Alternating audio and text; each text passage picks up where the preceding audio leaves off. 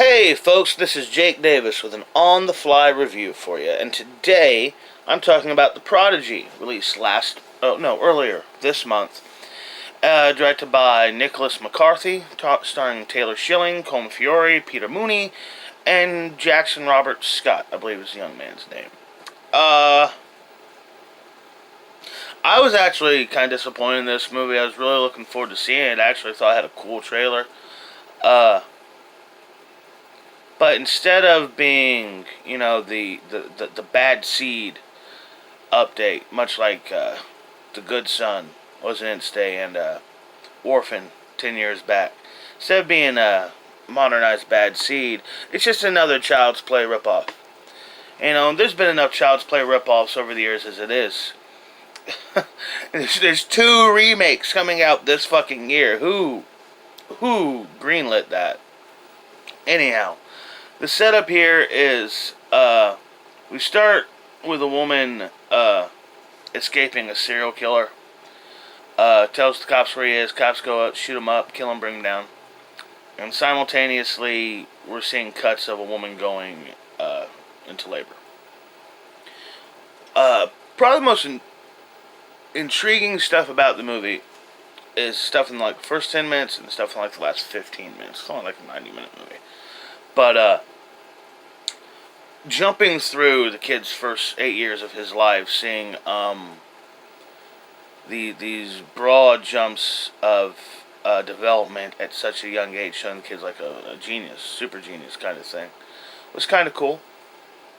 And the way they did that, just good editing and stuff like that. And then when he's 8, kid starts doing weird shit. And and it's, if you've ever seen a Psycho Kid movie before, you know how it goes. He hurts animals, he hurts kids at school, and eventually he graduates to killing grown-ups.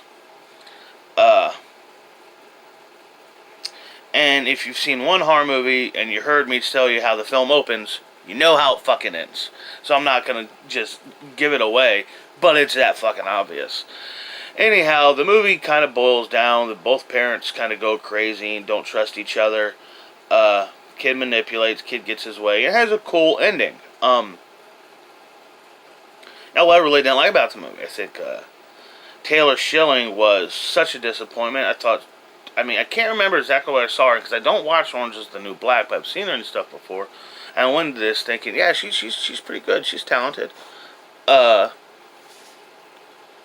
the guy who played her, but she was just bad in this. At first, she's good at playing. She's good when the character just totally goes crazy. She really loses her mind in the course of this film. And she was good at playing that up, just to really I can't think of the word for it, but when an actor can just completely shut out their self-image out of their mind. It's just projection of the character. I love that. I love when actors get like that. A good example would be a Daniel Day-Lewis in My Left Foot. He's not thinking about necessarily if he's being a little too over the top or a little too obnoxious. It's just putting it all out there, and I like that. Anyhow, but the first part of the movie, she's just so dull and so dry. Where literally the first time she starts to talk about how she thinks she's losing her mind, I'm just sitting there really? Couldn't tell. I haven't seen a shred of emotion out of you yet. But eventually she gets more and more. Maybe it's more like, Jack Nicholson in The Shining, where he's great as the crazy guy, but when he's the normal dude, he's just boring. You know what I mean? It's just, Jack Nicholson is an everyday average family man. Come on.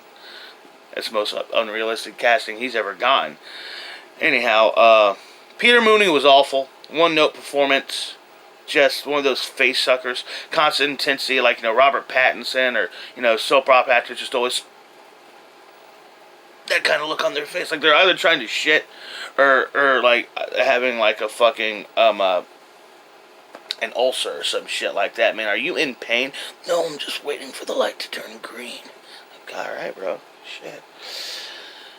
It's not a good movie. Well, what I will praise the movie for is the kid. The kid was great. I think his name was Jackson Robert Scott. He was terrific and he was really good.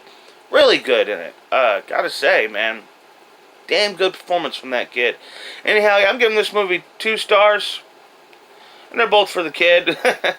Or at least 1.5 for the kid and the other half for a pretty cool ending. So yeah, this was a disappointment. They should have done something a little different with the twist. And if that was going to be their twist, they shouldn't have given it away in the first fucking scene. God, there's different ways to do that, people. Anyhow, yeah, 2.5 stars. Hope you all folks like this review. Hope you, comment, get involved, suggest something that you want me to see. I'll be laid up here for a while. Still got this broken ankle. It didn't heal in a day. Anyhow, I'm Jake Davis, and I'll catch you on the fly.